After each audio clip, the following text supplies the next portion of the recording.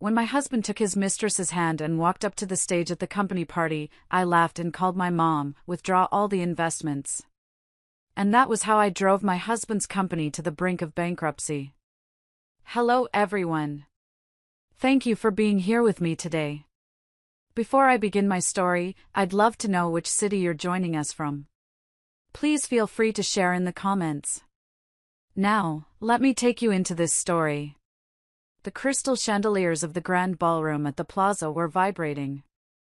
I could actually feel the bass of the jazz band thumping against the soles of my shoes, or maybe that was just the pounding of my own heart. It was the 30th anniversary of Roger and Associates, the night my husband, Roger, had been talking about for 3 years straight. He wanted everything perfect. The imported orchids, the vintage champagne, the heavy velvet curtains that shut out the rest of the world. I sat at table 12. Not table 1, where the CEO's wife should be. Not even table 2 with the senior partners. I was tucked away in the back, near the swinging kitchen doors, watching servers rush by with trays of shrimp cocktail. My dress was a simple navy blue number, elegant but understated, exactly what Roger had instructed me to wear. Don't draw attention to yourself, Valerie, he told me this morning while adjusting his silk tie in the mirror. Tonight is about the future of the company. It's about image. I watched him up on that stage now. At 57, Roger was still a handsome man, I had to give him that. He had that silver fox look that clients trusted, the kind of charisma that filled a room. He held the microphone with the ease of a man who believed he owned the world. And standing right next to him, wearing a dress so red it looked like a fresh wound against the backdrop of the stage, was Tiffany. She was 26. I knew her age because I processed her payroll paperwork myself 6 months ago. She was his executive assistant, a title that seemed to involve a lot of late-night strategy meetings and very little actual typing. Ladies and gentlemen, Roger's voice boomed, smooth as expensive scotch. 30 years. It's a lifetime. We built this from a garage to a skyscraper.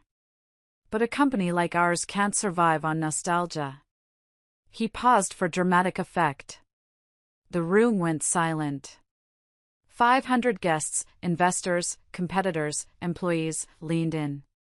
We need energy, Roger continued, turning his body slightly toward Tiffany. He didn't even glance in my direction. We need youth. We need vision.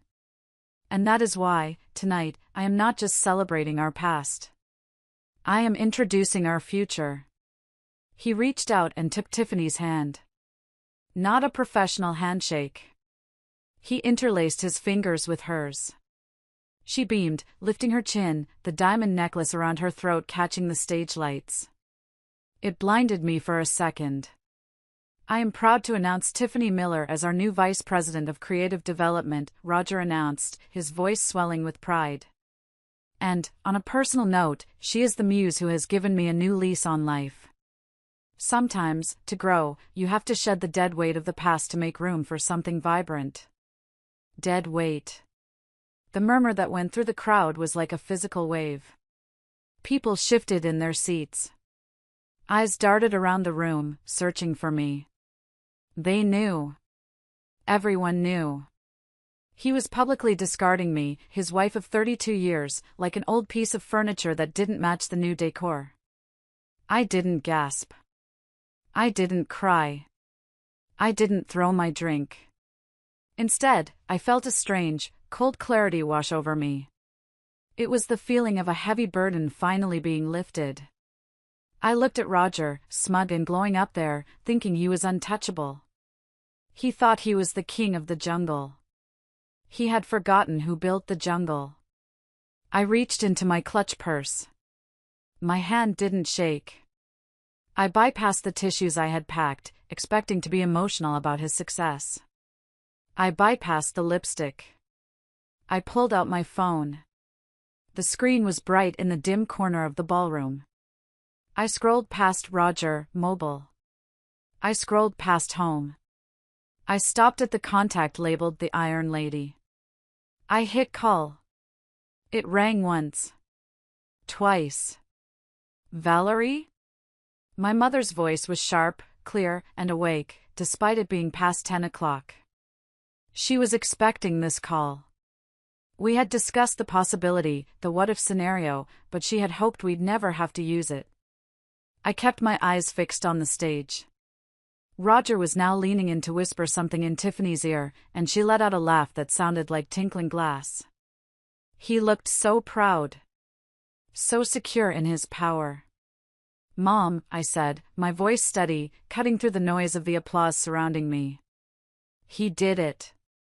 He put her on stage. He called me dead weight." There was a short pause on the other end. Then, my mother's voice dropped an octave, turning into the tone she reserved for business executions. "Say the word, darling." I took a sip of my water, watching my husband raise a toast to his mistress. "Execute Plan Z," I said, the words tasting sweeter than any champagne. "Pull every single penny out. Call the loan. Now." To understand why that phone call was the equivalent of a nuclear launch, you have to understand where we started. You have to go back 32 years, to a coffee shop on the edge of campus where the linoleum was peeling and the coffee tasted like burnt rubber. I was 22 then. I was quiet, bookish, wearing thrift store sweaters and carrying a backpack held together with safety pins. I wanted to be judged for my mind, not my last name. You see, my last name is Sterling. As in the Sterling banking dynasty. My mother, Eleanor Sterling, was a force of nature who ran our family trust with an iron fist. But I hated the pretension of high society. I hated the men who looked at me and saw a bank account instead of a person. So, I hid it. I lived in a small apartment, drove a beat-up Honda, and never talked about money. Then I met Roger. He was everything the boys in my social circle weren't. He was raw, intense, and hungry. He grew up in a Rust Belt town where the factories had closed down, leaving his family with nothing. He had holes in his shoes, not because it was grunge fashion, but because he couldn't afford new ones. But his eyes, they burned with ambition.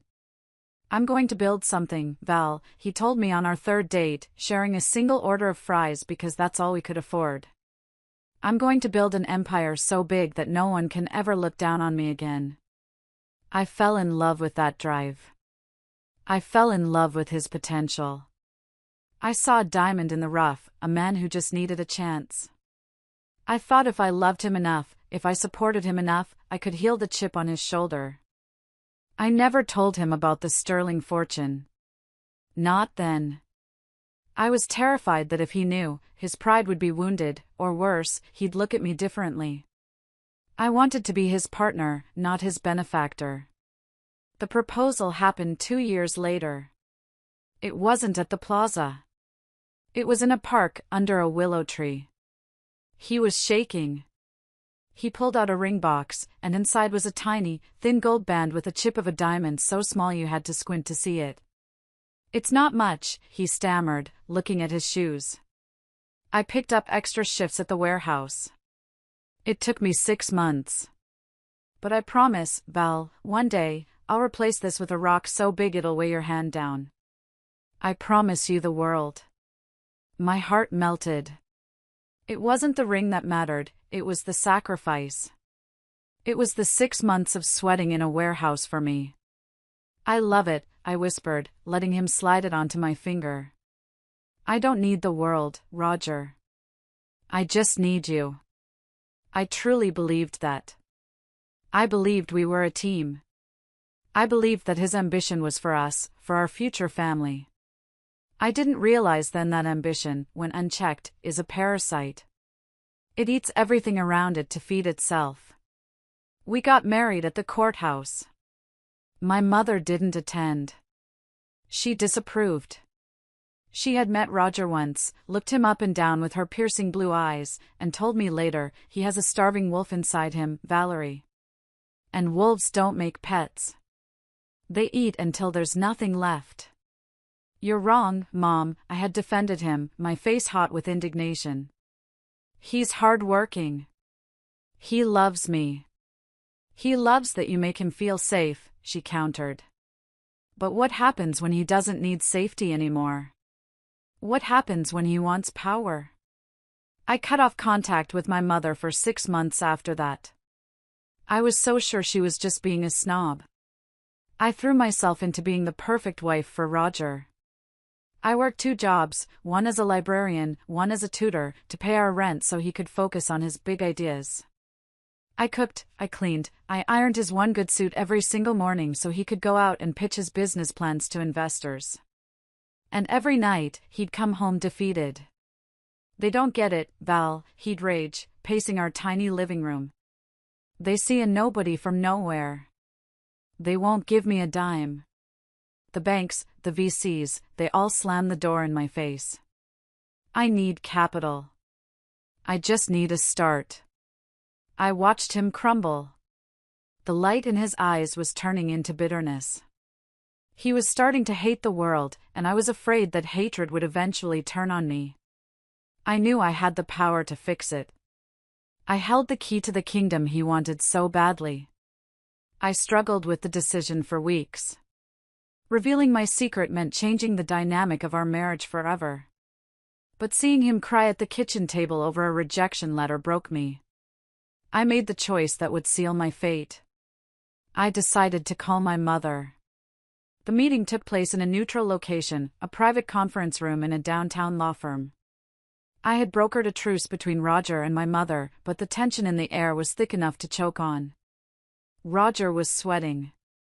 He sat at the mahogany table, clutching his business plan for a consultancy firm that would revolutionize corporate logistics. He didn't know who the investor was. I had only told him that through some distant family connections, I had found an angel investor willing to listen. I kept the sterling name out of it. When the door opened and my mother walked in, wearing a Chanel suit and pearls that cost more than our entire apartment building, Roger's jaw dropped. Mrs. Sterling?" he stammered. He looked at me, confused. "Your mother?" "Sit down, Roger," Eleanor said, bypassing the pleasantries. She didn't offer her hand. She sat at the head of the table, opened a gold-plated pen, and looked at him. "Valerie tells me you have a vision. I'm skeptical. But my daughter believes in you, and I trust her judgment, even if I question her taste in men." Roger bristled, his face turning red, but he swallowed his pride. He needed the money. He launched into his pitch. He was good. Passionate. Detailed. But my mother didn't care about logistics. She cared about leverage. When he finished, silence stretched for a minute. $2 million, my mother said finally. Seed capital. To be distributed through a shell company, Athena Ventures. Roger looked like he was going to faint. $2 million? Mrs. Sterling, I won't let you down. I'm not doing this for you, she cut him off, her eyes locking onto his. I am doing this for Valerie. And because of that, there are conditions. She signaled to her lawyer, Mr. Henderson, who slid a thick contract across the table. This is not a gift, Roger. It is a loan. A very specific type of loan. Roger was flipping through the pages so fast I knew he wasn't reading a single word. He was drunk on the number 2 million. His hands were trembling with excitement. Whatever the terms are, I agree, Roger said, reaching for the pen. Roger, wait, I said, putting a hand on his arm. Read the fine print. Mom, explain it to him. My mother leaned forward. It's a callable loan structure tied to a founder's agreement. Athena Ventures is providing the capital. But the contract stipulates that Valerie is the co-founder and chief financial officer. She controls the books. And... She paused, making sure he was listening. If Valerie is ever removed from her position, or if her equity in the marriage or the company is compromised, Athena Ventures reserves the right to recall the full loan amount immediately. Plus interest. Plus penalties. It was a kill switch. A poison pill. My mother was basically saying, betray my daughter, and I pull the plug. Roger laughed. A nervous, high-pitched sound. Of course. Valerie is my partner. In life and business. I'd never remove her. Without her, I'm nothing. He looked at me with tears in his eyes. Val, baby, we're going to be rich. We're going to make it. Do you understand, Roger? My mother pressed, her voice cold. This money is tethered to your wife. She is the anchor. You cut the anchor, the ship sinks. I understand, Roger said, and he signed his name with a flourish. He didn't even look at the clause number. He just saw the check Mr. Henderson was holding. I signed next to him. My hand was shaking. I felt a mix of relief and dread. I had saved his dream. I had given him the wings he wanted. But I had also introduced a third party into our marriage, my mother's money. Congratulations, my mother said, standing up. She didn't smile. She looked at Roger one last time. Don't make me regret this. I am not a bank, Roger. Banks have regulations. I have a memory. As we walked out of that office, Roger lifted me off the ground, spinning me around. We did it. I can't believe you did this for me, Val. I love you. I love you so much. He kissed me, and for a moment, I felt happy. I felt like the hero. I didn't know that I had just handed a loaded gun to a man who would eventually learn how to aim it at me. We started the company the next day. Roger ordered business cards that said CEO. When I asked about mine, he kissed my forehead. Let's just get set up first, honey. You handle the accounts. You're the genius behind the scenes. Let me be the face. It's better for the brand if there's one strong leader. I agreed. I wanted him to shine. I didn't care about titles. I cared about us. And that was my second mistake. The first decade of Roger and Associates was a blur of caffeine, spreadsheets, and exhaustion. While Roger was out playing the charismatic visionary, whining and dining clients on the corporate card, giving interviews to local business journals, I was in the back room, literally and figuratively. I was the CFO, the HR director, the compliance officer, and the janitor. We couldn't afford staff in the beginning, despite the seed money, because Roger insisted on a class A office address to impress potential clients. That rent ate up a huge chunk of our capital. To compensate, I did the work of 5 people. I remember one specific night, about 5 years in. It was 2 a.m. The office was silent except for the hum of the server room. I was pregnant with our first child, a pregnancy we would sadly lose a few weeks later due to stress, sitting on the floor surrounded by tax receipts. The IRS had flagged us for an audit because Roger had tried to expense a family vacation as a business retreat. I spent 3 weeks reconstructing every single transaction, finding loopholes, writing justifications, and organizing 5 years of messy expenses into a pristine defense. I saved us over $100,000 in fines. I saved the company from bankruptcy right then and there. When the letter from the IRS came back clearing us, Roger took it. That night, at a celebratory dinner with a potential partner, he laughed loudly. Yeah, the IRS tried to come at me, he bragged, swirling his wine. But I went down there and charmed the agent. Told them, look, I'm building jobs here. They backed off. You have to know how to handle authority. I sat there, cutting my steak, saying nothing. He didn't mention the 3 weeks I spent sleeping on the office floor. He didn't mention my accounting degree. He didn't mention me. As the company grew, so did the shadow I lived in. We hired staff, accountants, sales reps, assistants. But Roger established a culture where I was viewed as Roger's wife who helps out, not the co-founder.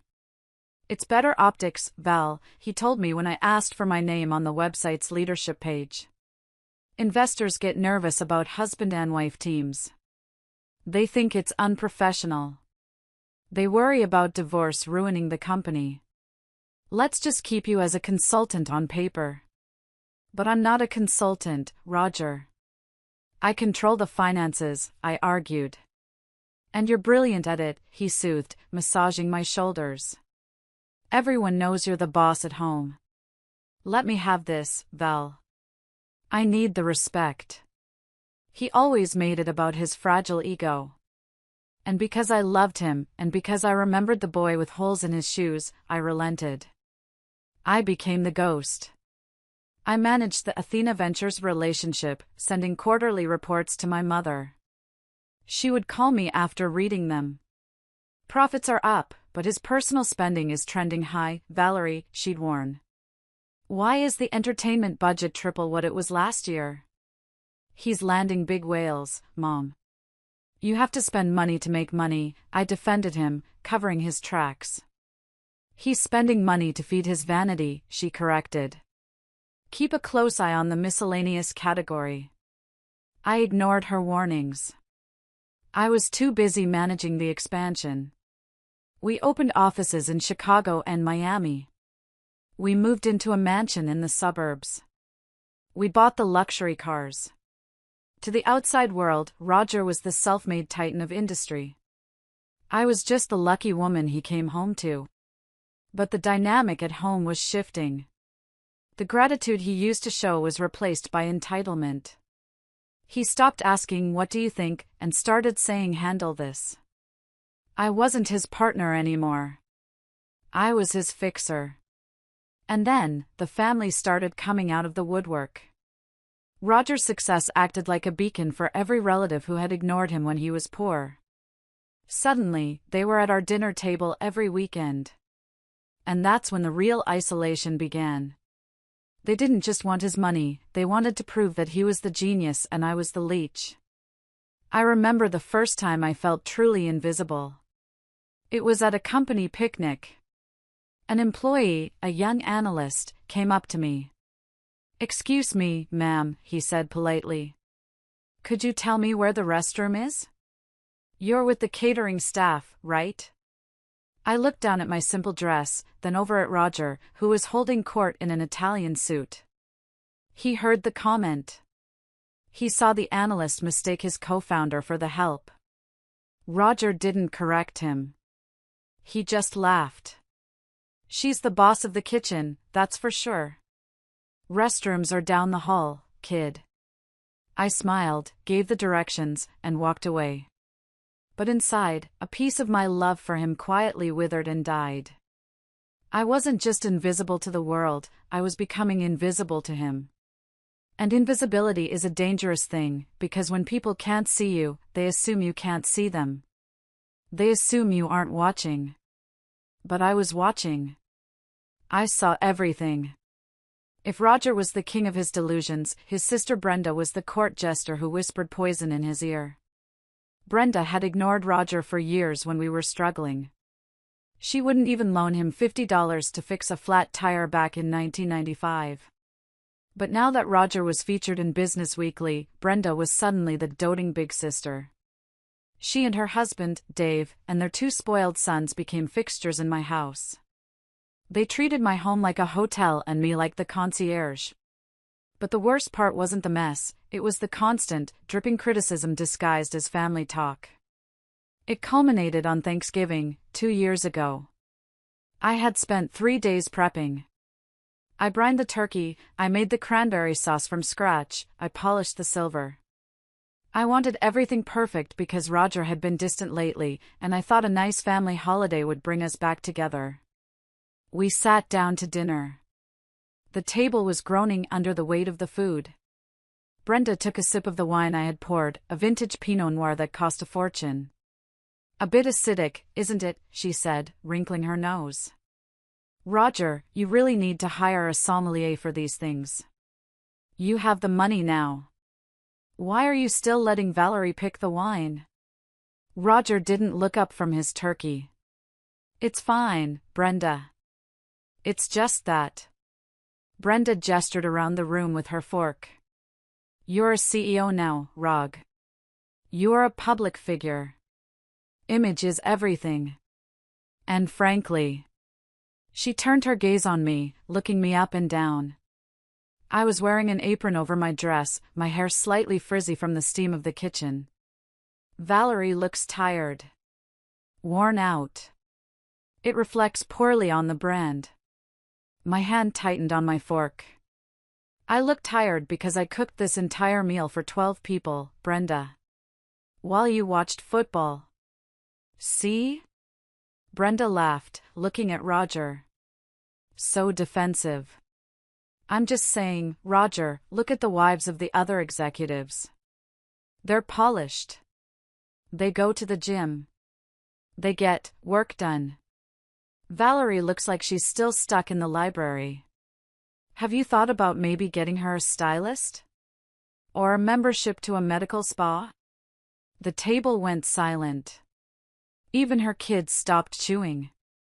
It was a direct, brutal attack on my appearance, my age, and my worth. I looked at Roger. This was the moment. This was where a husband says, "Shut up, Brenda. My wife is beautiful and she built this life for us." Roger took a slow sip of his wine. He looked at me, really looked at me, critical and cold. "She has a point, Val," Roger said. He didn't say it with malice, which somehow made it worse. He said it like it was a business fact. "You have let yourself go a bit lately. We have that gala coming up in New York.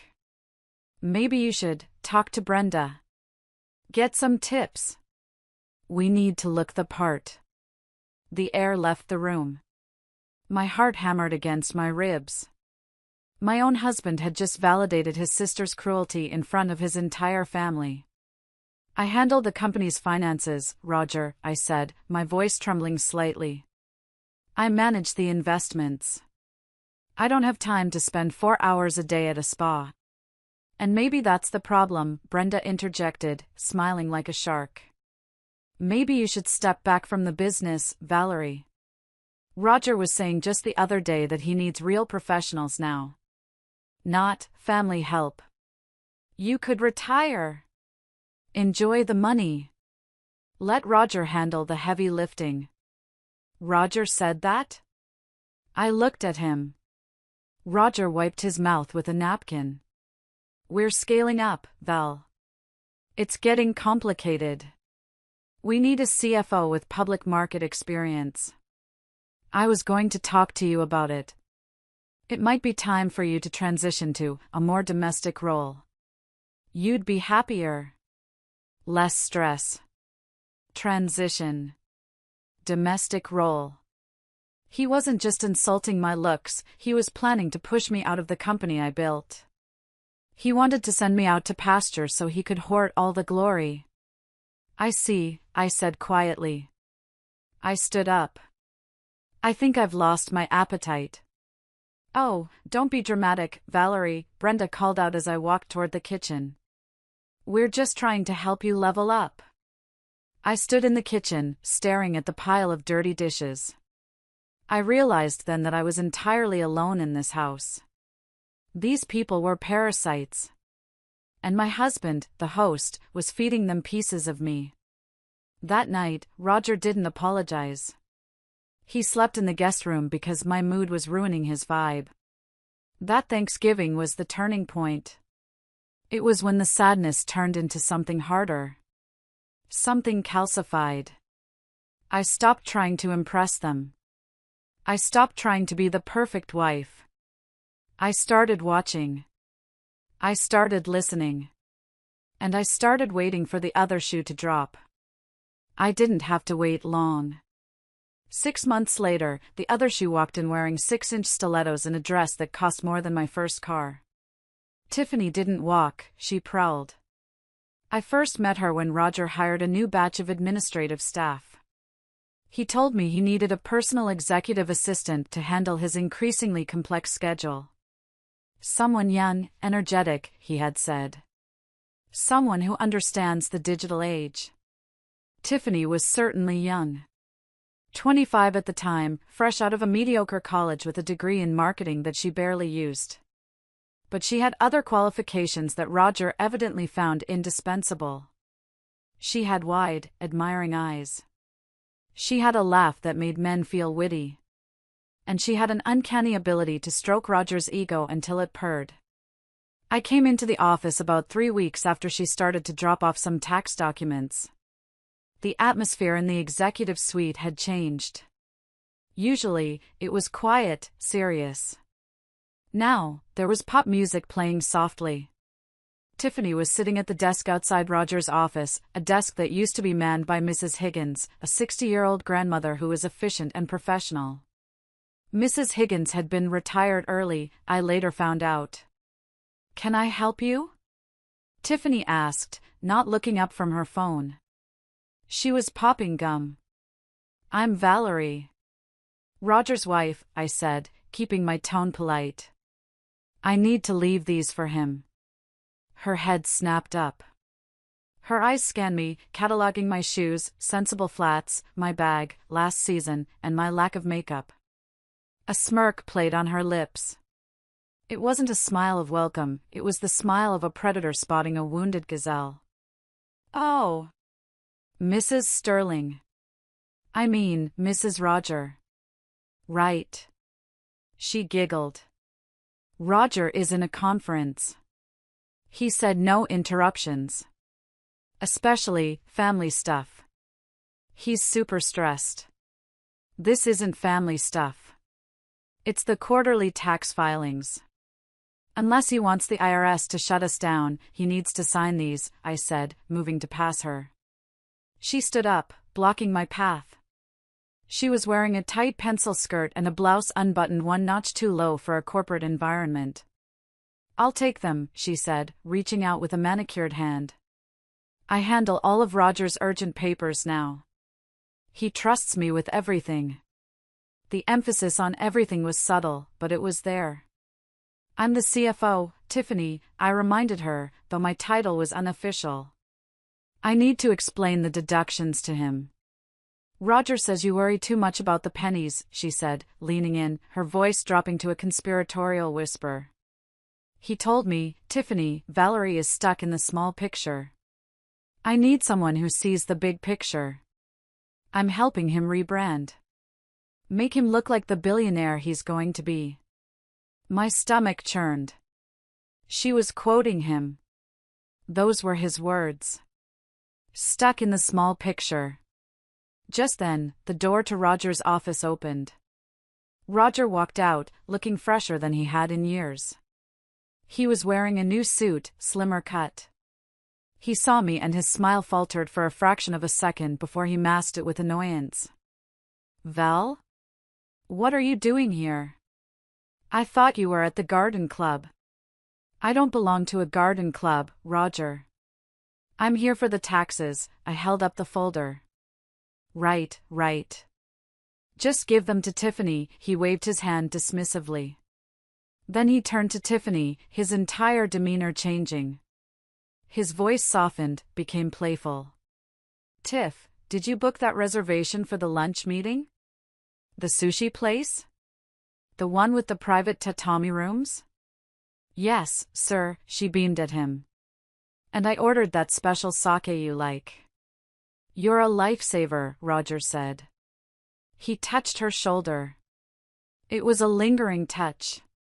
A touch that lasted 3 seconds too long to be professional. I stood there, holding the tax returns, feeling like a ghost in my own company. "Roger," I said sharply. "The signature. Now." He sighed, rolling his eyes at Tiffany as if to say, "See what I have to deal with?" He scribbled his name without looking at the document. "There. Happy? Now go home, Val. Tiffany and I have a branding strategy session. It's going to be a late night." "Strategy session," I repeated flatly. "Yes. We're revolutionizing the image," Tiffany chimed in. "Out with the old, in with the new." I walked out of that office with my heart pounding in my ears. Out with the old. It wasn't just a business slogan. It was a threat. Over the next few months, Tiffany became the gatekeeper. I couldn't reach my husband without going through her. She started answering his work phone. She started replying to his emails. And Roger started changing. He came home smelling of a perfume that was too floral, too sweet, Tiffany's perfume. He started criticizing my cooking, my clothes, my conversation. "Why can't you be more fun?" he snapped one night when I asked about the budget. "Tiffany thinks we should sponsor a yacht race." "That's vision, Val. You just want to talk about savings accounts. You're boring." He was falling into the classic trap of the midlife crisis male, mistaking the flattery of a young woman for genuine connection and mistaking his wife's stability for stagnation. He didn't see that Tiffany was hollowing him out. He only saw that she made him feel like a god. And I knew, with the instinct of a woman who has tracked numbers her whole life, that the math wasn't adding up. Emotional affairs cost time. Physical affairs cost money. I decided to follow the money. Roger thought he was clever. He really did. He thought that because he was the CEO, he could hide expenses. He thought that because he had told the accounting department to route all executive discretionary spending through Tiffany, I wouldn't see it. But he forgot one crucial detail: I set up the system. I built the back end of the accounting software in 1998. I had a master administrative key that no one, not even the IT director, knew about. I called it the skeleton key. For weeks, I logged in remotely from my laptop at home after Roger fell asleep. I watched the digital trail of his betrayal unfold in columns and rows. At first, it was subtle. Expensive lunches. Client entertainment at bars that I knew didn't host business meetings. Uber rides at 2 a.m. Then, it escalated. I found a recurring charge for a consulting retainer paid to a company called TM Creative. TM Tiffany Miller. He was funneling $3,000 a month to her outside of her salary. Then came the travel. The Chicago conference that coincided with a charge for a luxury suite at the Four Seasons, in Maui. He hadn't gone to Chicago. He had taken her to Hawaii. I sat in my cold kitchen, illuminated by the blue light of the laptop, looking at the receipt for couples massage oceanfront. My hands shook, not from sadness anymore, but from rage. He was using our money built on my mother's loan and my sweat equity, to pamper his mistress. But the smoking gun, the piece of evidence that made me close the laptop and stare at the wall for an hour, appeared 2 weeks before the anniversary party. I saw a charge on the corporate American Express. The black card that was supposed to be for major capital expenses only. $12,500. Cartier. Date, October 15th. I clicked on the transaction details. It was flagged as client gift appreciation. Roger didn't have clients who required $12,000 jewelry. He usually gave them scotch or golf clubs. I dug deeper. I accessed the itemized receipt through the vendor portal. Item, platinum diamond pendant. Teardrop design. I instinctively touched my own neck. Roger hadn't bought me jewelry in 10 years. For our 30th anniversary, he had given me a vacuum cleaner because the maid was complaining about the old one. A vacuum cleaner for the wife. A diamond necklace for the mistress. I printed the receipt. The sound of the printer whirring in the quiet house sounded like a judge's gavel coming down. I needed to be sure. I needed to see it. Numbers on a screen are one thing, reality is another. I needed to know if he had actually given it to her, or if, in some pathetic corner of my heart, I hoped he had bought it for me as a surprise for the upcoming party. Maybe he was planning to apologize. Maybe he was going to acknowledge me on stage and put this necklace on me. Maybe the affair was over and this was his penance. Hope is a cruel thing. It makes you stupid. I decided to make one last surprise visit to the office. I told myself I was dropping off his dry cleaning for the party. But really, I was going there to see a necklace. The office was buzzing with pre-party energy. Decorators were moving plants around the lobby. Staff members were running around with clipboards. I walked straight to the executive suite. My heart was hammering against my ribs like a trapped bird. I was carrying his tuxedo in a garment bag, using it as a shield. When I reached the top floor, the glass doors to Roger's office were wide open. He was standing by the window, looking out at the city skyline, one hand in his pocket, the other holding a glass of whiskey. It was 11 a.m. Tiffany was there, of course. She was sitting on the edge of his mahogany desk, my desk, the one I had picked out 10 years ago. She was swinging her legs, laughing at something he had said. And there it was. Resting against her throat, catching the morning sunlight, was the platinum teardrop diamond pendant. It looked heavy. It looked expensive. It looked like my stolen life. She saw me first. Her smile didn't falter, it sharpened. She touched the necklace, fingering the diamond possessively, making sure I saw it. "Oh, look, Roger," she said, her voice dripping with mock sweetness. "The dry cleaning service is here." Roger turned around. When he saw me, his face darkened. There was no guilt in his eyes. Only irritation. "Valerie? What are you doing here?" "I told you I'm busy prepping for the gala speech." I walked into the room. I didn't look at him. I looked straight at Tiffany. I looked at the necklace. "That's a beautiful piece," I said, my voice surprisingly steady. "Cartier, isn't it?" Tiffany's eyes widened slightly. She looked at Roger. Roger stepped between us, physically blocking my view of her. "It's a bonus, Valerie. For exceptional performance. Tiffany has been working around the clock." "A $12,000 bonus?" I asked. "Paid for with the corporate card? Under client gifts?" Roger's face turned a dangerous shade of purple. He grabbed my arm, hard. He had never touched me in anger before. But he was doing it now. He marched me toward the door. "You are spying on me?" he hissed, his breath smelling of expensive scotch and mints. "You ungrateful, paranoid woman. After everything I provide for you? You sit in that big house I bought, driving the car I pay for, and you dare to come here and question how I run my company?" "It's not your company, Roger," I whispered. "And that's not your money." "Get out," he snarled. He pushed me into the hallway. Staff members were looking. Mrs. Higgins' replacement was staring with her mouth open. "Go home, Valerie. Do not embarrass me tonight. If you say one word about this to anyone, if you make a scene, I will cut you off. You hear me? You'll be on the street." He slammed the glass door in my face. Through the glass, I watched him turn back to Tiffany. He shrugged, as if apologizing for the nuisance. Tiffany hopped off the desk, walked over to him, and kissed him on the cheek. She looked at the door, looked right at me, and waved. A little, dismissive finger wiggle.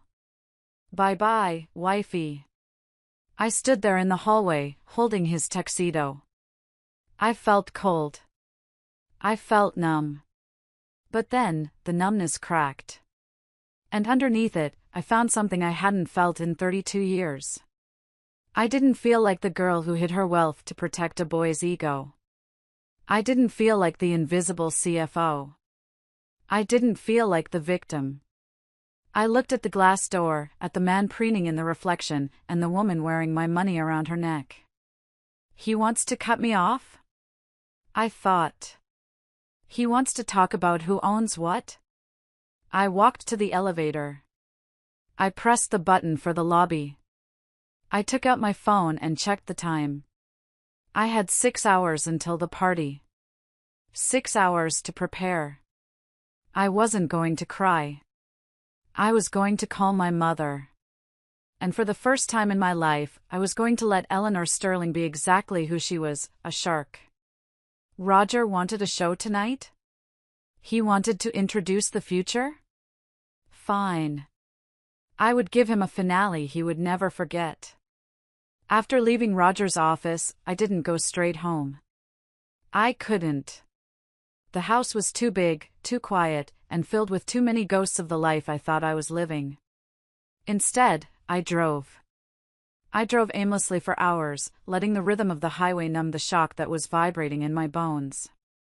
I ended up at a small, windswept beach parking lot about an hour outside the city. It wasn't a picturesque tourist spot, it was gray, rocky, and desolate, exactly how I felt on the inside. I turned off the engine and just sat there, gripping the steering wheel until my knuckles turned white. The replay button in my mind was stuck on loop. The necklace. The smirk. The way he grabbed my arm. For 30 minutes, I allowed myself to break.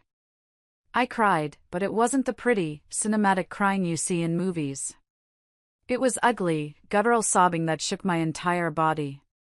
I cried for the 22-year-old girl who ate French fries and believed in a boy's dream. I cried for the babies we never had because the timing wasn't right for the company. I cried for the thousands of hours I spent staring at spreadsheets while he was out building a life that didn't include me.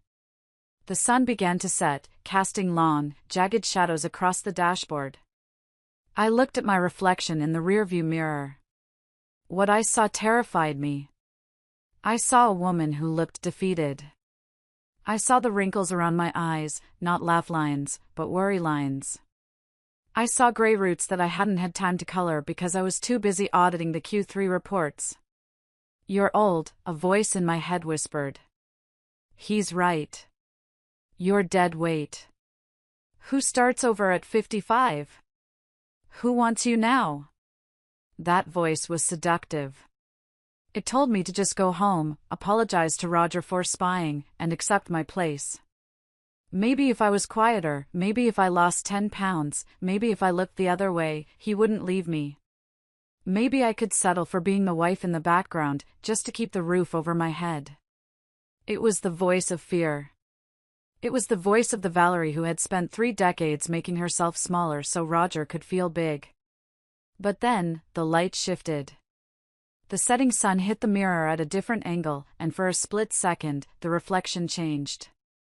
The sadness in the eyes seemed to harden into something cold and blue. I saw my mother. I saw Eleanor Sterling. My mother was a difficult woman. She was cold, she was calculating, and she was often cruel. But she was also a survivor.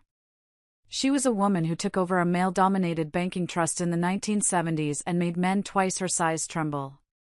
She never apologized for her power. She never made herself small.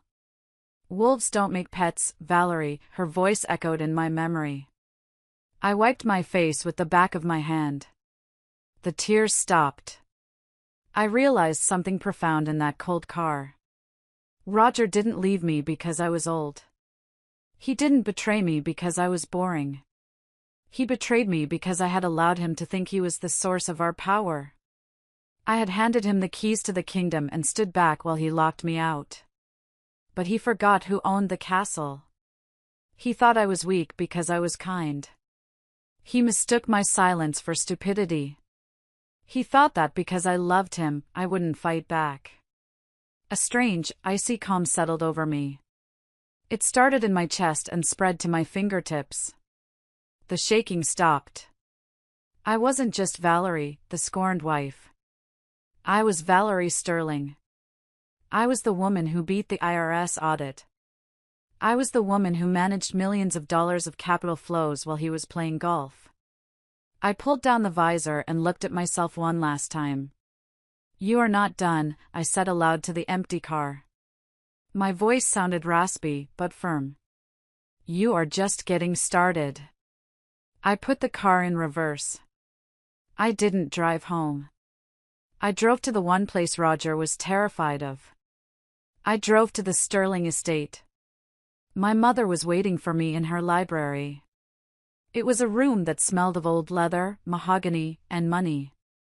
She was sitting in her wingback chair by the fire, a glass of sherry in her hand, looking like a queen on her throne. She didn't look surprised to see me. I walked in, my eyes still puffy, my clothes rumpled. I stood in front of her, feeling like a child again. He bought her a necklace, Mom, I said. Cartier. $12,000. With the corporate card. My mother didn't gasp. She didn't offer sympathy. She simply set her glass down on the side table with a deliberate clink.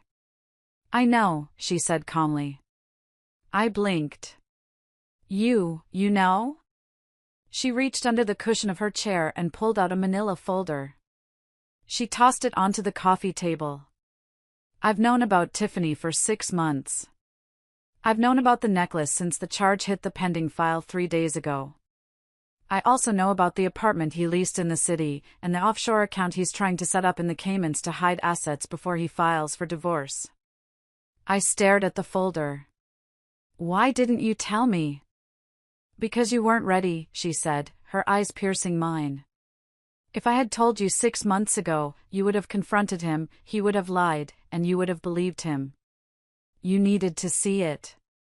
You needed to feel the knife go in so you would have the strength to pull it out and use it. She stood up and walked over to me.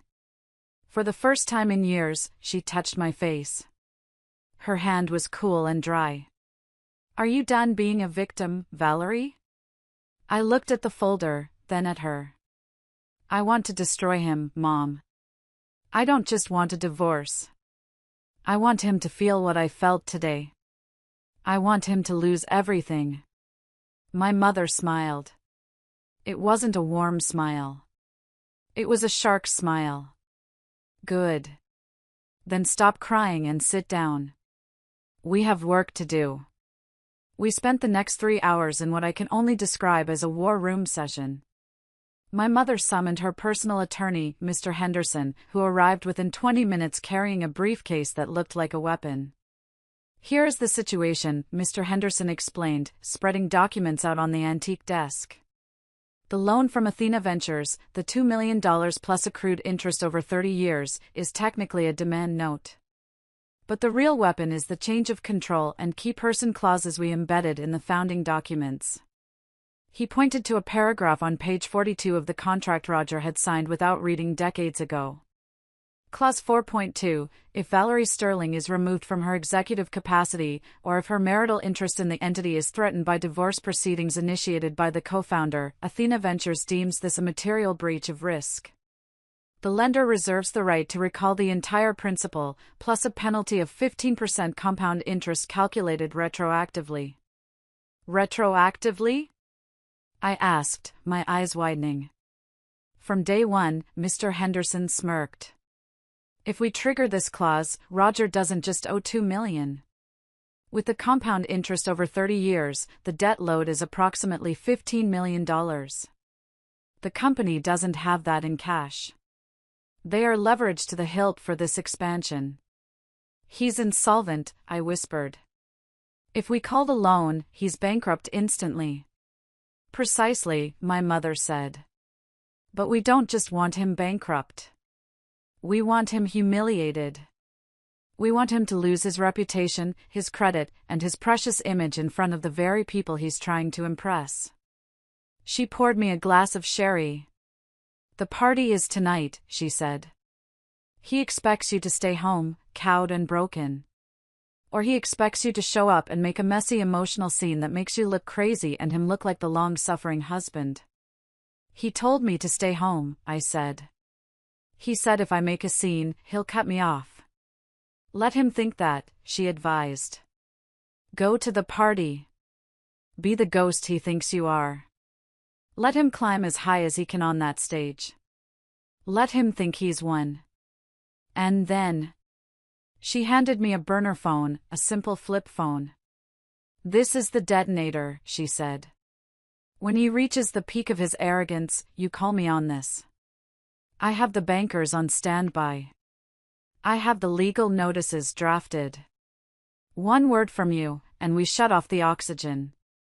I took the phone. It felt heavy in my hand. It felt like justice. Go home, Valerie, my mother commanded. Put on the most expensive dress you own. Fix your hair. And for God's sake, hold your head up. You are sterling. Tonight, you remind him what that means. I arrived home with 2 hours to spare. The house was empty. Roger had already left for the venue to do his sound checks and pre-party grooming. I walked into my closet. Roger had told me to wear something simple. Don't draw attention to yourself. I pushed aside the beige and navy dresses he preferred. I reached into the back, into a garment bag I hadn't opened in years. It was a black velvet gown by Alexander McQueen. It was structured, regal, and intimidating. It had a neckline that was tasteful but showcased the collarbones I still had. I sat at my vanity. I didn't try to look 25. I didn't plaster on glitter or false lashes to compete with Tiffany. I did my makeup to look like a woman of substance. Sharp eyeliner. Deep red lips, not bright, but the color of dried blood. I pulled my hair back into a severe, elegant chignon. I looked in the mirror. The tired housewife was gone. Staring back was the CFO of a multi-million-dollar empire. Staring back was the executioner. I drove myself to the venue. I didn't take the family car, I called a luxury black car service. I sat in the back, the burner phone clutched in my hand inside my velvet purse. When I arrived at the plaza, the air was thick with anticipation. The paparazzi were outside. Roger had hired them, of course. I saw him near the entrance, shaking hands, flashing that blinding white smile. Tiffany was hovering nearby in her red dress, laughing too loudly, touching his arm every few seconds. I bypassed the red carpet. I slipped in through a side entrance, just like the ghost he wanted me to be. I found my way to table 12. It was exactly as I expected, the table for the B-list guests. A few junior suppliers, a retired accountant, and a cousin Roger didn't like. Valerie? The cousin, a man named Jerry, looked surprised to see me. I thought. Roger said you weren't feeling well. I made a miraculous recovery, Jerry, I said smoothly, taking my seat. From my vantage point in the shadows, I watched the theater unfold.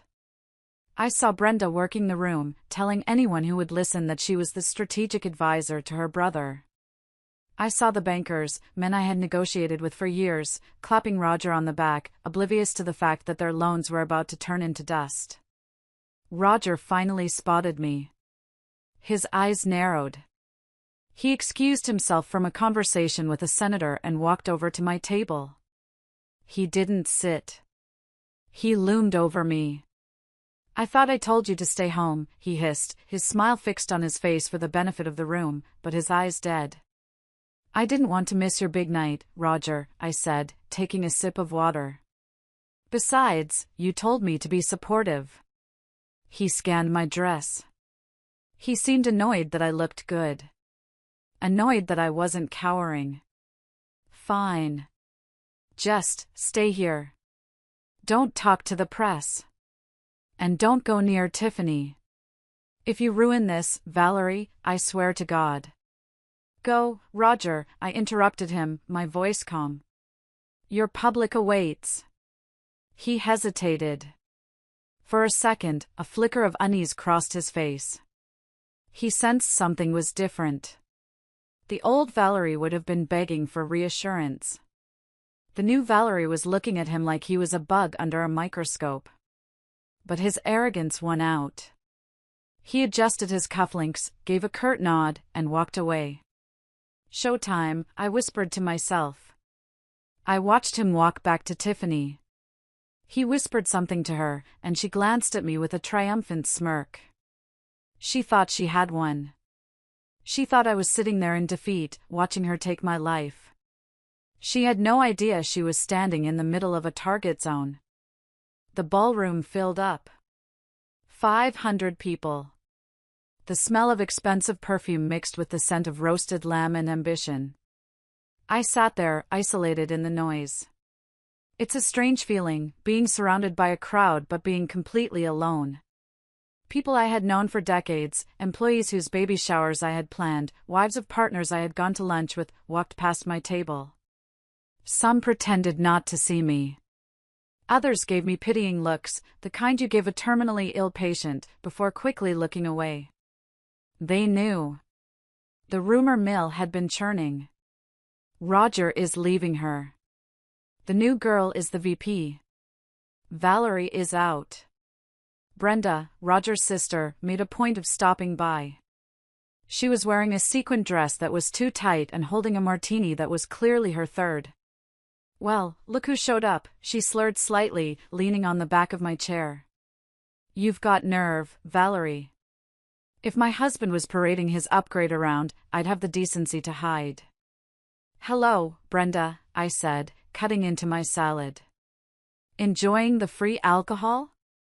"I'm enjoying my brother's success," she spat. "He's finally free of your dead weight. You know, he's buying a house in the Hamptons? He promised to let me and Dave use it for the summer." "What are you getting? A cat?" "I'm sure you'll love the Hamptons, Brenda," I said, looking her dead in the eye. "If you ever get there."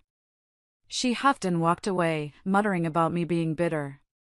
I checked my watch. 8:45 p.m. The speeches were scheduled for 9 p.m. The lights dimmed. The spotlight hit the stage. The jazz band played a fanfare. Roger bounded up the stairs to the podium. The applause was thunderous. He soaked it in, spreading his arms wide like a messiah. "Thank you. Thank you all," he bellowed. "What a night. What a journey." He launched into his prepared speech. It was a masterclass in revisionist history. He talked about the early days, the sleepless nights, which I spent working while he slept, the risk-taking, with my mother's money, the solo grind. "I remember sitting in that garage," he lied, wondering how I was going to pay the electric bill. But I had a vision. I knew that if I just kept pushing, I could build an empire. He didn't mention the $2 million from Athena Ventures. He didn't mention the woman who managed the cash flow so the lights wouldn't get cut off. I felt a hand on my shoulder. I looked up. It was Mr. Henderson, my mother's lawyer. He had slipped in quietly. He was wearing a tuxedo, blending in perfectly. "Everything is in position, Mrs. Sterling," he whispered. He used my maiden name. "The banks have the notification. The process server is in the lobby. We are just waiting for your signal." "Wait for the introduction," I whispered back. "I want him to say it." "Understood." He stepped back into the shadows. On stage, Roger was reaching the crescendo of his speech. "But a man cannot build alone," Roger said, his voice softening. "He needs inspiration. He needs a partner who understands the speed of the future. Here it comes." "For years, I felt like I was running with a parachute attached to my back," Roger said. A few people in the crowd glanced at me nervously. It was a cruel, public jab. Slowing me down. Keeping me safe, yes, but keeping me grounded. My hand tightened around the burner phone in my lap. Parachute. That's what I was. A safety device he was cutting loose now that he thought he was flying. But now, Roger smiled, looking stage left. "I am ready to fly." "Please welcome," Roger announced, his voice booming, "the woman who has breathed new life into this company. My partner in creativity, and my partner in life, our new vice president, Tiffany Miller." The spotlight swung to the side of the stage. Tiffany walked out. The red dress was backless, plunging, and aggressive. She walked with the confidence of a woman who believes she has already won the lottery. The applause was polite but confused. Most of the investors knew she was a secretary 3 months ago. Promoting her to VP was insanity. But Roger was the majority shareholder, or so he thought, so they clapped. Roger met her halfway across the stage. He didn't shake her hand. He took both of her hands in his. The intimacy was shocking for a corporate event. "Tiffany," Roger said into the mic, looking deep into her eyes, ignoring the 500 people watching. "You are the spark I was missing. Together, we are going to take this company public. We are going to ring the bell on Wall Street." Tiffany giggled and leaned into the microphone. "Oh, Roger, stop. You're the genius. I'm just here to make you look good." She touched the diamond necklace. "And thank you for this incredible gift. It symbolizes our bright future." The room went deadly silent. Everyone looked at the necklace. Then they looked at me. It was the ultimate humiliation. He wasn't just cheating, he was flaunting the spoils of our marriage on another woman's neck. Roger turned back to the crowd, his arm around Tiffany's waist. "We have big plans," Roger declared. "Starting tomorrow, we are restructuring. We are cutting the old, inefficient departments. We are streamlining. And..." He paused, looking directly at my table in the back. His eyes were cold, triumphant. "We are finalizing a change in ownership structure to ensure that the leadership team, Tiffany and I, have full control." He was announcing that he was pushing me out. Publicly. "So raise your glasses," Roger shouted, lifting a champagne flute. "To the future. To Roger and Associates. To a new era. To the new era." Tiffany echoed, clinking her glass against his. The crowd murmured, raising their glasses hesitantly. Brenda, at the front table, stood up and cheered loudly, clapping her hands like a seal. My blood was boiling. It wasn't a hot, chaotic rage. It was a cold, focused, radioactive fury. He had just confessed to his plan. He had just handed me the trigger. I stood up. The movement caught the eye of the people at the tables near me. They stopped drinking. The silence rippled outward from my table like a wave. I walked out of the shadows. I didn't walk toward the exit. I walked toward the center of the room. My black velvet dress absorbed the light. I looked like a shadow coming to life. Roger saw me approaching. His smile faltered. He lowered his glass. "Valerie," he said into the mic, his voice echoing. "What are you doing? Sit down." I didn't stop. I walked until I was standing in the middle of the ballroom floor, directly in front of the stage. I looked up at him. I looked up at her. I reached into my purse and pulled out the burner phone. I flipped it open. The room was so quiet you could hear the ice melting in the buckets. Roger laughed nervously. "Ladies and gentlemen, my wife seems to be a bit overwrought." "Security?" 2 guards started to move toward me. I held up a hand. "Stop." My voice wasn't amplified, but it carried. I had projected my voice in boardrooms for years. "I'm not overwrought, Roger," I said, my voice ringing clear. "I'm just making a phone call." I pressed the speed dial button. I put the phone to my ear. "Who are you calling?" Roger sneered. "Your therapist?" I smiled. A genuine, terrifying smile. "No," I said, locking eyes with him. "I'm calling the owner of this company." "Mom?" I said into the phone. Roger froze. The color drained from his face instantly. He knew that tone. He knew who Mom was in the context of finance. "Valerie?" My mother's voice came through the phone, loud enough for me to hear, but I did something better. I walked over to the sound technician's booth, which was just a few feet away. The young kid there looked terrified. "Put this on the house speakers," I ordered. The kid looked at Roger. Roger was shouting, "Cut the mic. Don't do it." But the kid was confused, and I was scary. He plugged my phone into the auxiliary cord. Suddenly, Eleanor Sterling's voice boomed through the grand ballroom of the Plaza Hotel. Status report, Valerie.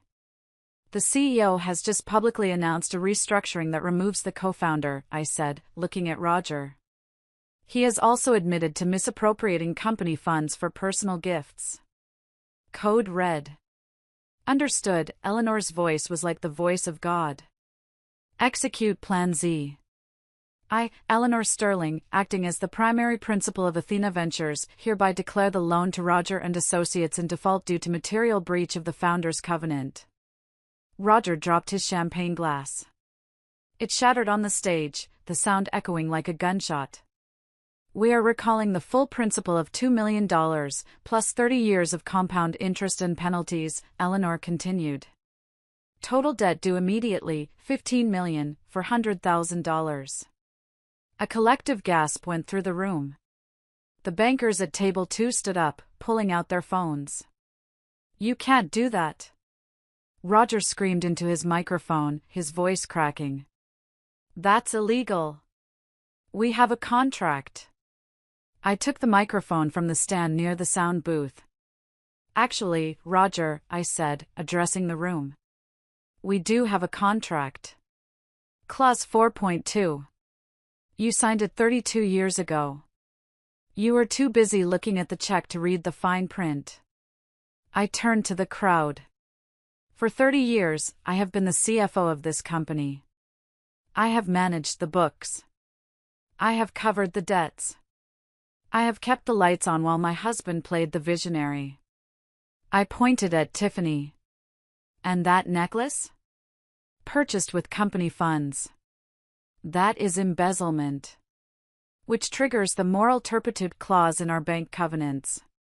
Valerie, Eleanor's voice boomed again. I have just notified First National, Citibank, and Chase.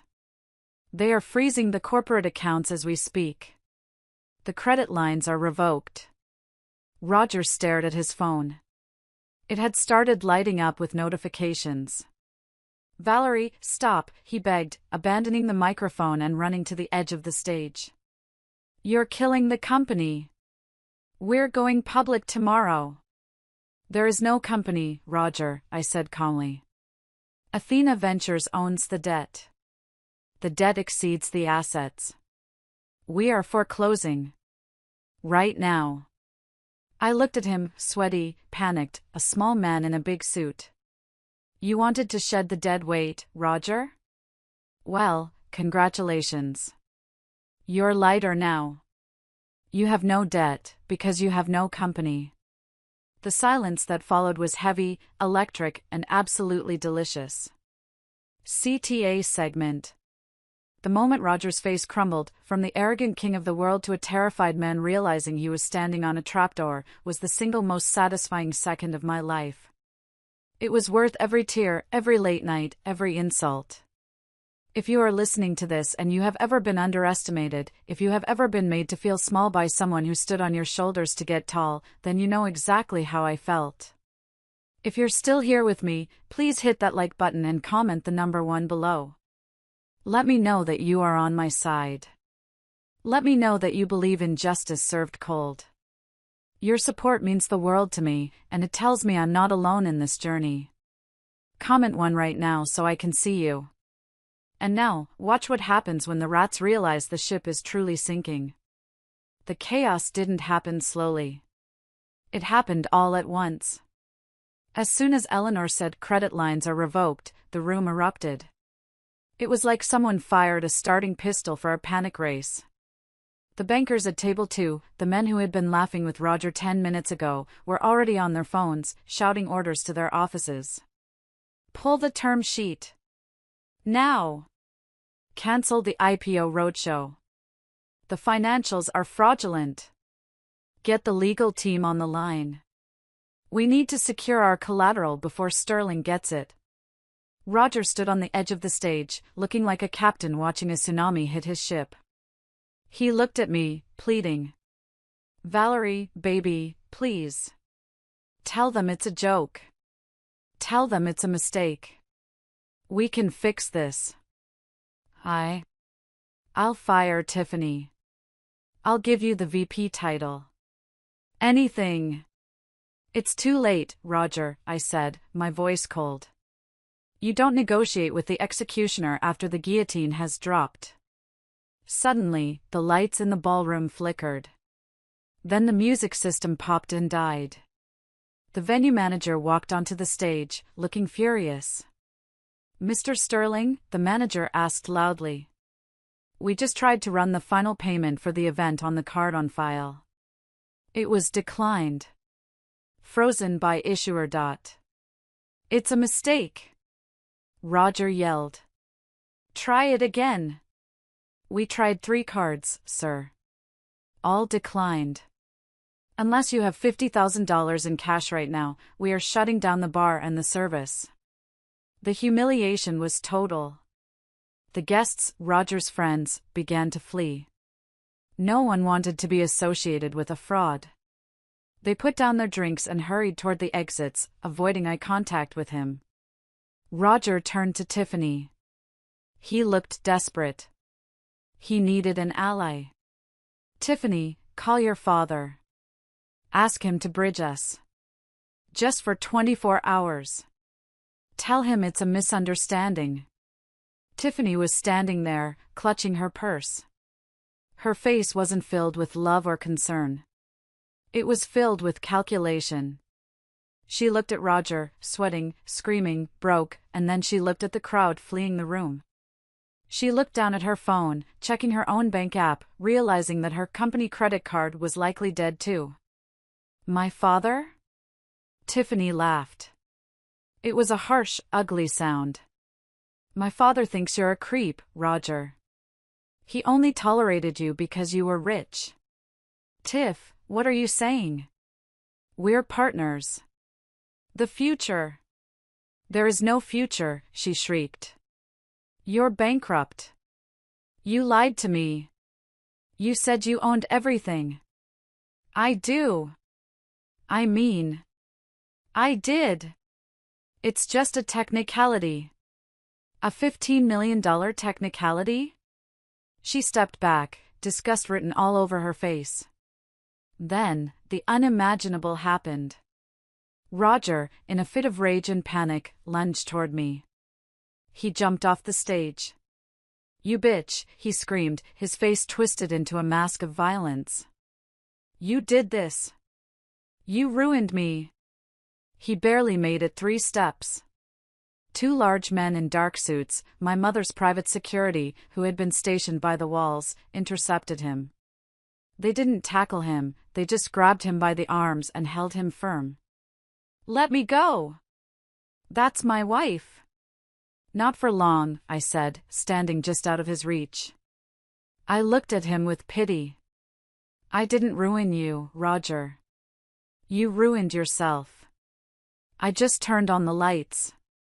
The ballroom was emptying fast. The only people left were the staff, the security, Roger, Tiffany, Brenda, and me. Tiffany was trying to sneak away toward the side exit. Going somewhere, Tiffany? I called out. She froze. She turned around, trying to regain some of her bratty composure. I'm leaving. I'm not staying for this drama. I quit.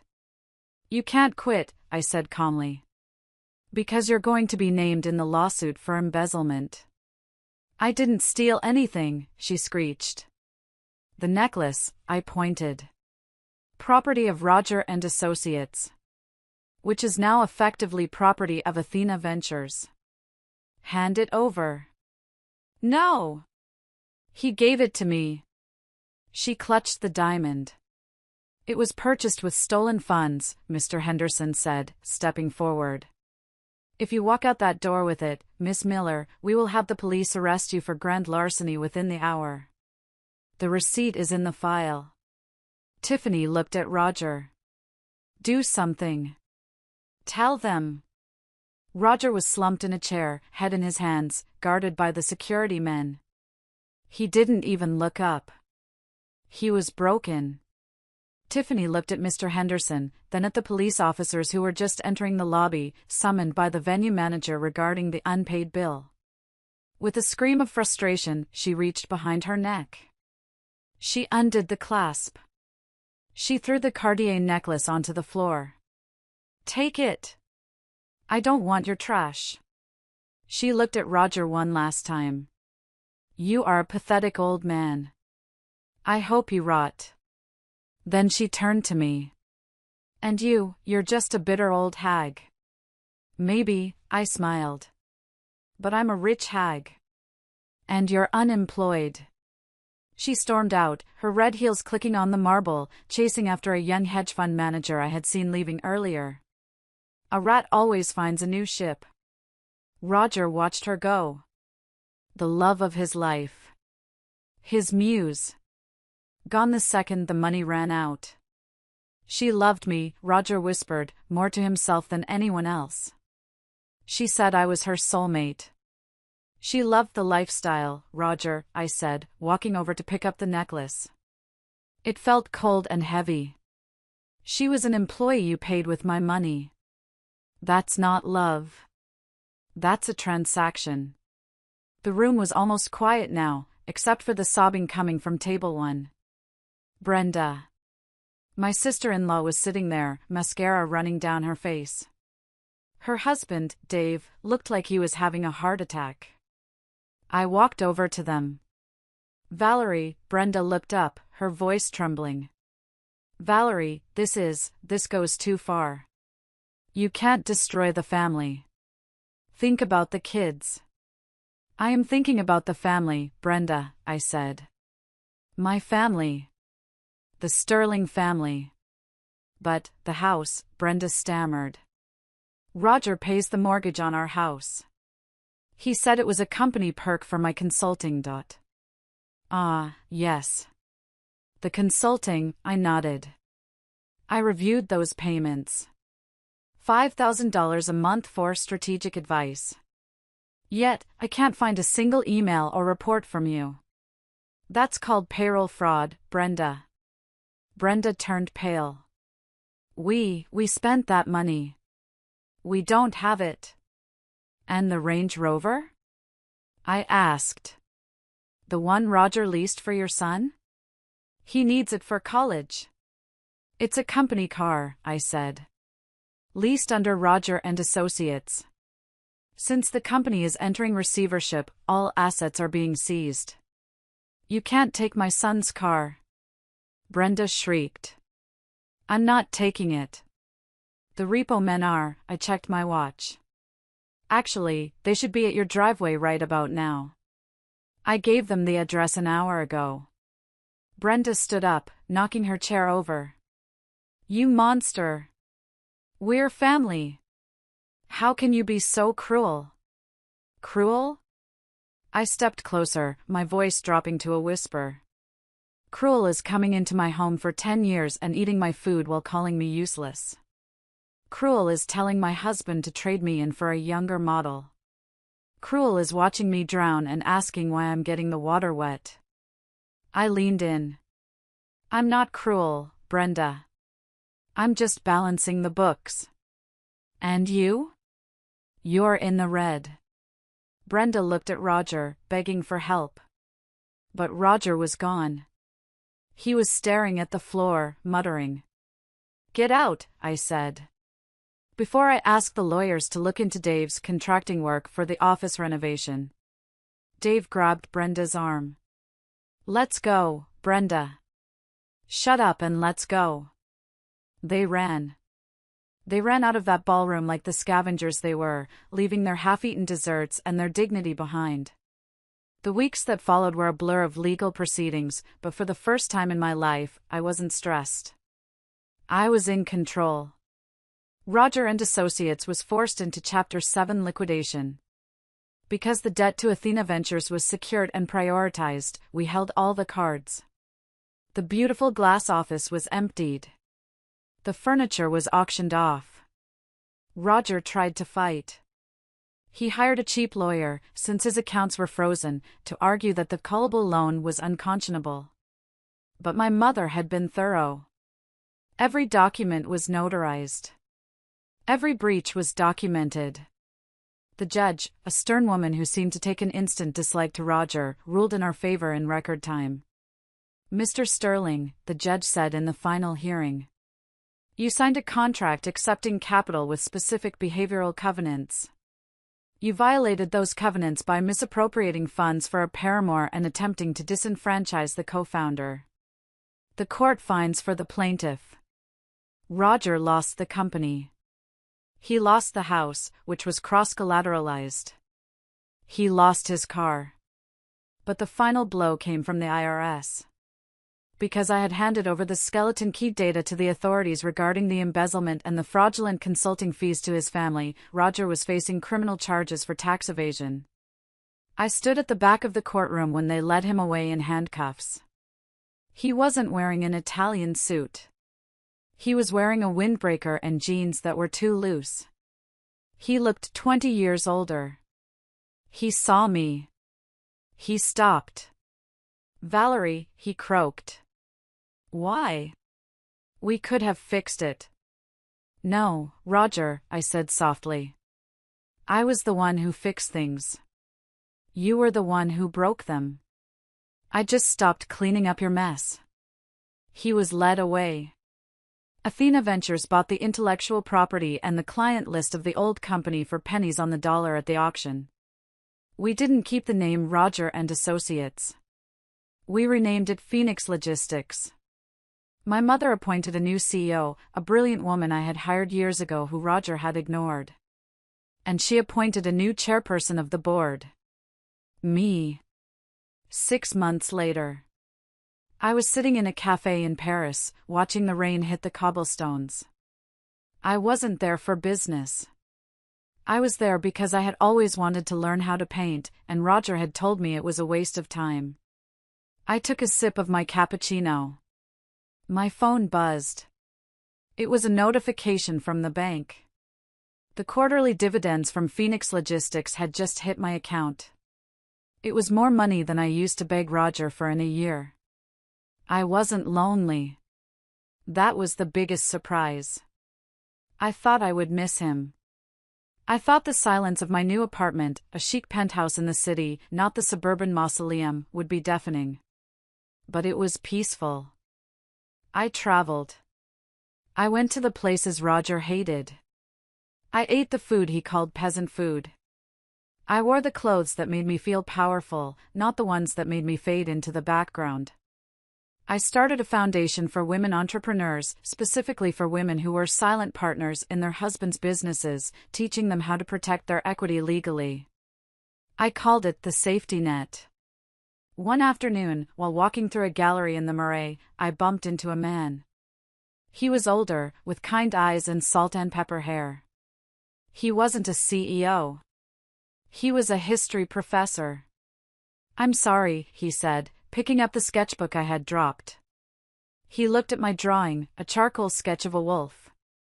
"This is intense. It looks like it's hunting." "No," I smiled, taking the book. "It's protecting." "I'm Julian," he said, extending a hand. "I'm Valerie," I said. "Valerie Sterling." We didn't rush.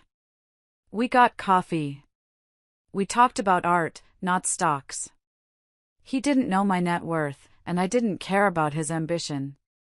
I liked his kindness. I realized that for 30 years, I had been holding my breath, waiting for permission to exist. Now, I was finally exhaling. People ask me if I regret it.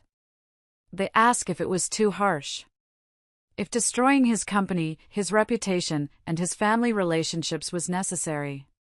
They say, he was just a man having a midlife crisis. Couldn't you have just divorced him quietly? And I tell them this. When someone tries to erase you, you don't politely ask them to stop. You don't negotiate your own existence. Roger didn't just want to leave me. He wanted to humiliate me. He wanted to take the credit for my life's work and hand it to someone else. He wanted to leave me with nothing so he could feel like he did it all himself. My revenge wasn't about hate. It was about correction. It was about balancing the ledger.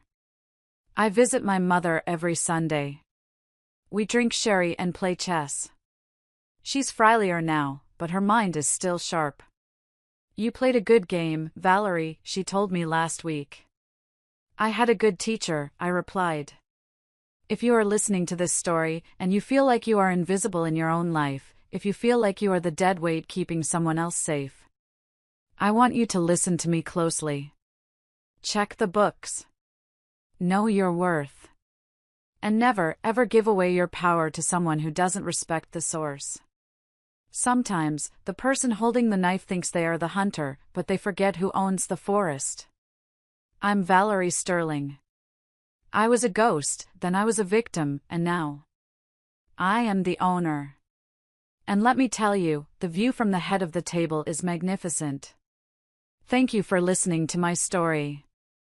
And so, as Valerie took her rightful place at the head of the table, her story reminds us of a profound truth: strength is not always loud, and resilience is not always visible.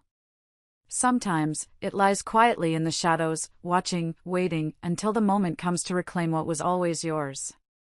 This is not just a tale of revenge, it's a testament to self-worth, to knowing when to stand up and say, enough. Life will test us, often in ways that feel unfair or overwhelming. But it's in these moments of darkness that we discover the depth of our courage and the power of our choices. Valerie's journey is a reminder that no one has the right to diminish us, and that our value is not defined by how others perceive us but by how we perceive ourselves. It's about taking back control, not out of spite, but to restore balance and dignity. What about you? Have you ever felt invisible or underestimated? Share your thoughts below, or simply comment good if this story inspired you. Let's continue to support and empower each other to rise above life's challenges.